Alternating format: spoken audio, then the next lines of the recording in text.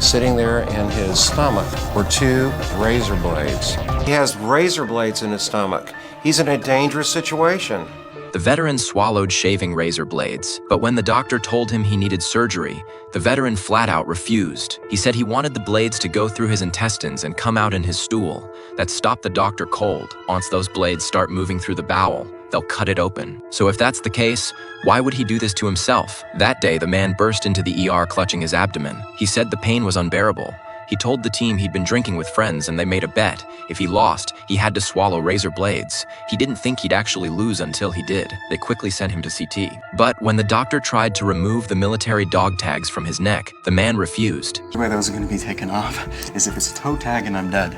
Okay, can you put him to the side then? Because we kind of need him out of the way for the x-ray, okay? He said those tags were his soul. Unless he was dead, nobody was allowed to touch them. With no choice, the doctor let him keep the tags on for the scan. Soon, the doctor saw the blades on the screen. They looked razor sharp. For the moment, they were lying quietly in his stomach. But the danger was only just starting. The gut never stops moving. Every time it contracts, it can shift those blades. And if a blade slices the stomach or intestinal wall, stomach acid can leak into the abdominal cavity, and it could kill him. The doctor quickly laid out the surgical plan, but the man insisted he wanted to pass the blades out in his stool. The doctor offered another option too, use an endoscope to help remove them. The veteran still refused. The doctor could only shake his head. This wasn't toughing it out. This was playing with his life.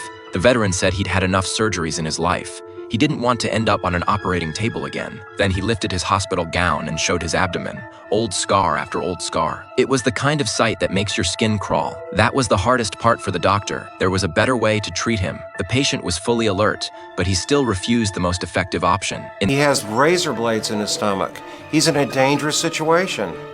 Take x-rays again.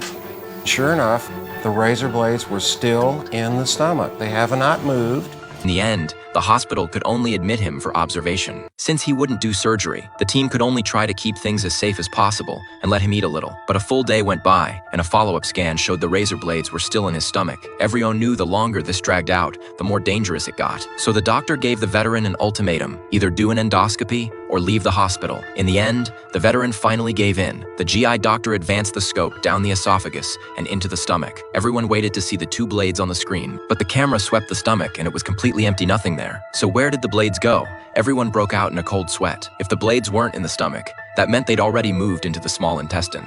And that was even worse. If those blades shifted even a little, they could cut straight through the intestinal wall. The veteran was sent back to CT, and what shocked everyone was this. Somehow, the blades had ended up back in the stomach. It didn't make any sense.